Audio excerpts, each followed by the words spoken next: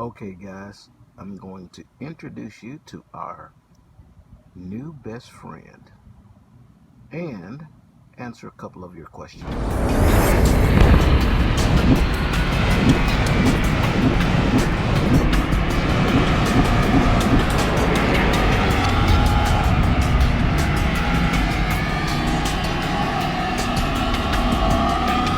Tubiest of the tubiest. That's you. And I'm a 50 plus. I left my rag. There it goes. So, as you can tell by the background, I'm not on my truck. I will be in just a few short hours, though. Yeah, I just got a shower, so I'm kind of sweaty, but I say sweaty. I'm still dripping. But anyways, um, I'm going to pick my student up tomorrow, so um, you'll get to meet him on the next video. But yes, in the intro, you saw our new drone. That's the drone we're going to use to make some incredible videos for you guys, some nice tutorials, and give you guys some truth in rookie trucking. Truth, the real deal in rookie trucking. Okay, that's what we do here. Okay, we give some real deal stuff. And when I get back to Salt Lake, we're going to do the backing series and then get back on the interviews. So let's answer some of your questions. First, let me. I had a subscriber. His question was kind of well. I don't know really what he was trying to ask. I hope that answer with this response. And his question has something to do with how I run and how much sleep time I get and do I sleep and that kind of thing, based off of the previous video that I talked about how to run and how the clock looks. Okay, how you excuse me, how your I don't have my tripod; it's on the truck. Um, Basically, um, you run your 11 hours completely out, okay? Or not completely out until you can get to your parking spot, which should only leave somewhere near 45 minutes at the most left on your clock. And then after you do your post trip, you go to the sleeper.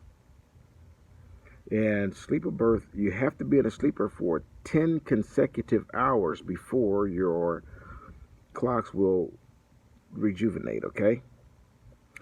And they'll all do it except the 70. 70 just going to continue to run down as you use them up, okay? So you ran, let's just call it your 11 hours. You drove 11 hours, okay? You have to go to the sleeper for 10 hours. And then at 10 hours and 1 minute, you can come out of the bunk, go on duty for pre-trip, and run again. And you can run for another 11 hours. Now, I think he's kind of confused about don't just ignore the clock that you use to run your daily lives. That has nothing to do with your DOT time. In fact, once you start running, you forget what day it is a lot of times because you don't care about that other than what time your delivery and what time you'll pick up. That's it. Other than that, you're only concerned about that clock and that Qualcomm. Just that's how you that's what you're going to manage. Because if you don't, it's going to manage you. Okay? You can run your 11 out, go to the sleeper, and you have to be in a sleeper for 10 consecutive hours. After that 10 consecutive hours, you can get up, start running again. Okay? That's how that works. I hope that I answered that. Your question just I couldn't really cipher it. Okay, so I'm hoping that I'm right. And no hippie trucking and transport. Um, no hippie trucking and transport wannabe is the name of his page, and be sure to go over there and subscribe. Okay, he's with Prime, He's a pretty good dude, man. And he's also a barbecue cooking page. You might want to check him out. But anyways, he responded on that video, and he says, "This is a prime driver." He responds, "We're running just like you. Never sat more than 2 hours, and have gotten pre-plans before we even left our drop." So what I'm telling you is how to run for real. And I don't care what company you work for. This man works for Prime, and he just told you they run just like we do, or just like I do, and they don't run out of freight. You run out of freight. If you run out of freight, you run out of freight because you're not driving right, man. And they don't want to give you work because you don't want to run it. So you're either going to change the way you run, or be satisfied with what the little bit that you're getting, or get out of this industry, because there's not room for that. We're facing regulations in DOT time. We can't make our own rules. That's just the bottom line. So that was just a little something from No Hippie Trucking and Transport Wannabe. Go to his page, like and subscribe, okay? Good dude. And also his cooking channel. And that was another one from, where's Steve? Steve Keelums, and his the spelling of Steve's last name is Kellems.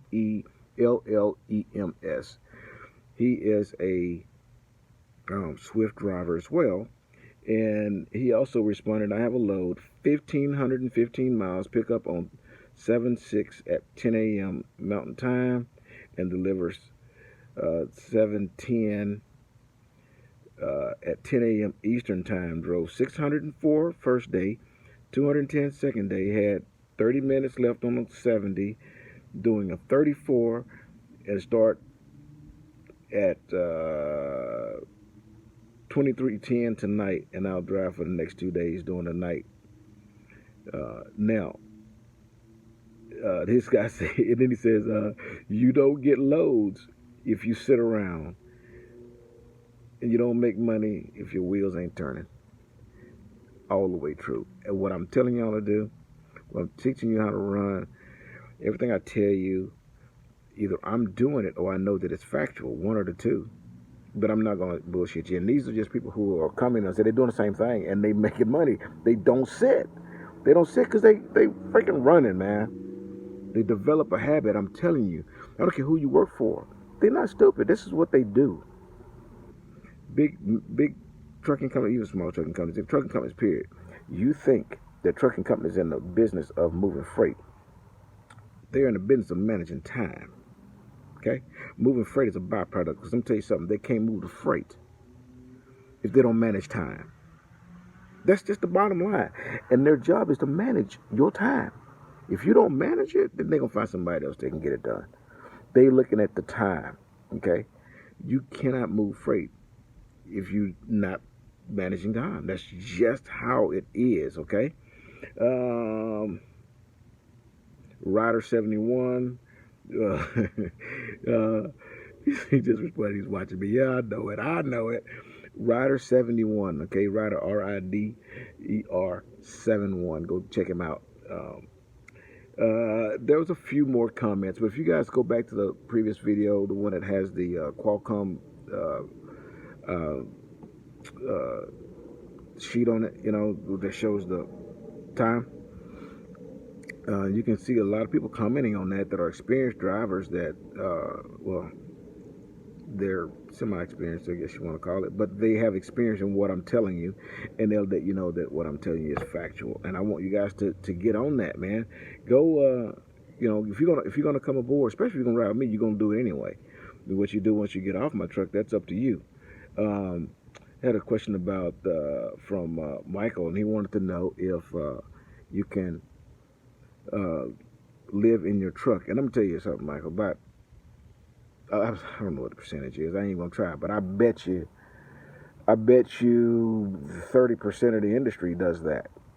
They make trucks specifically for it. They got these big, huge sleepers on them, and they look like one-bedroom apartments. They dragging down the highway behind a tractor, and they hook up to a trailer and go do their thing. So yes, I'm telling you, they have mobile apartments, man. These things is huge. But even in a company truck, You'd be surprised how many company drivers do that. They don't pay rent anywhere, and light bills and mortgages and all that kind of stuff. If that's not what you want out of life, then shit, yeah, you can drive all you want. My advice to you is to bank all that money that you're not paying in rent. So basically, you're gonna pay whatever you're paying right now in rent and lights and phone and gas and insurance for your home and all that good stuff. You're gonna pay yourself that same amount of money. Rack it up. Put it in an interest-bearing account or whatever, however you invest. Because the day is going to come when you won't be able to pass the DOT physical again. Okay, maybe it's when you're 99 years old. I don't know. But when that day comes, you're going to need to rebarnacle yourself in something other than a truck, and you're going to need money to do that. Okay. But to answer your question, hell yeah, it's a lifestyle, bro. It's a lifestyle. Many people live out of their trucks. Many do. Okay, many Swift drivers. I've met many Swift drivers that do it, and it's a lot of company drivers do that, and all across the spectrum, no matter what company it is. So yes, spend that time, bro, putting money aside. Okay, build you some wealth. Okay, I think that's about all the rider is teasing me about my pre-trip. Okay. I'm not gonna say what I do for my pre-trip because that might get me in a little bit of trouble. But shit, I don't care. I say it anyway. You know, I don't log the whole time of pre-trip. It takes a lot of my DOT time. That's just the bottom line.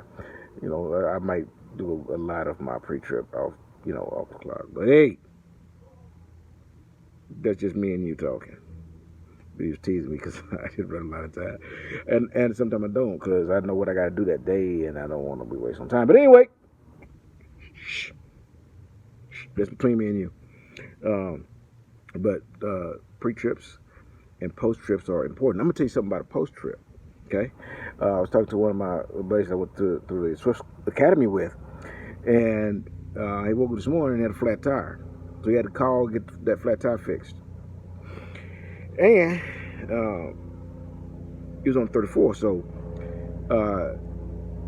the truck probably sat, because it sat for 34 hours, okay?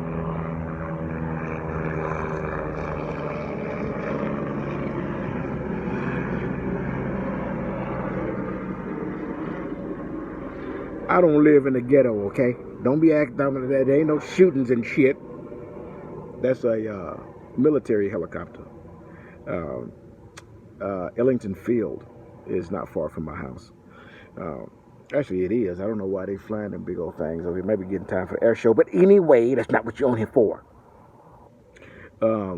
He was doing a 34, and he got ready to leave today, and we had to do a pre-trip on his truck, and had 2 flat tires on his trailer. So, probably did a post-trip. We did a post-trip when he first parked. May not have noticed the tires were low, okay? And then it sat for a whole 24 hours the next day, well, a whole day the next day. And it didn't trip the trailer because it wasn't going anywhere. And then this morning, get ready to go, and got 2 flat tires. And the problem is, he was at a truck stop, so he was able to just drive right to the bay and get those tires fixed. But they took the loads off of him because he wasn't going to make it after they got through messing with them tires. But he sat there for 34 hours. So, that being said, I've never thought about it. But if you're at the truck for 34, maybe you want to look the truck over every day, regardless if you're driving it or not, just in case you missed something the day before, or you ran over something, poked a hole in the tire, and it slow leaked, over that, 12 or 15 hours or whatever. And then he could have, I don't know what he could have, well, actually, he could have called and had somebody come out there and fix it without him actually having to go on duty. Okay, but that might be a good idea to even pre-trip or at least look the truck over when you're doing a 34 in the middle of that 34. If something ain't right, and you might be able to get it fixed while you're doing a 34, then rather go on duty and then being delayed any. Okay, so anyway, we got a DJI Mavic Air. And about the 5 more kit because you get extra batteries and chargers and all that stuff. And some of the videos, when I send the thing up, these little deals, they don't last very long. Of course, I watched a lot of reviews and everything, and they'll fly for, you know, like 15 minutes or something, and then they start making their little funny little noise, and then they return to the pad or whatever, the home. Okay, so about the fly more kit, so I could have more batteries, and every turn on, I just put another battery, send it back up, so we can finish making a video. So I hope that we get some good footage for you guys. Okay. And I hope I answered some of your questions. There's quite a few of them on there, and a lot of them I answered. The guy behind me's got a Harley. Hope I answered your questions, and I'll see you guys tomorrow with my new student. Here we go. Hey, deliver undistracted. Here's your boop. Boop. Hey everybody, 50 Plus here. What do I do when my recruiter won't return my calls? They're lying to me. They don't have answers to the questions I'm asking. Problem is, once I get those questions, it's already too late. Industry standard. Once a recruiter has got you, they got you. You belong to them. At the end of this video, I'm going to give you my recruiter's information. Her name is Autumn, and if you're thinking about joining Swift, that's who I want you to contact. Give her a call. She's going to send you through the process. Eventually, you're going to wind up on a mentor's truck. When you get in that truck, you're going to be in that truck for 200 hours. For 200 hours, I want your phone in the bunk. If you're willing to do that, I'm going to send you a Blue Pirate headset. You need to let Autumn know 50 Plus sent you.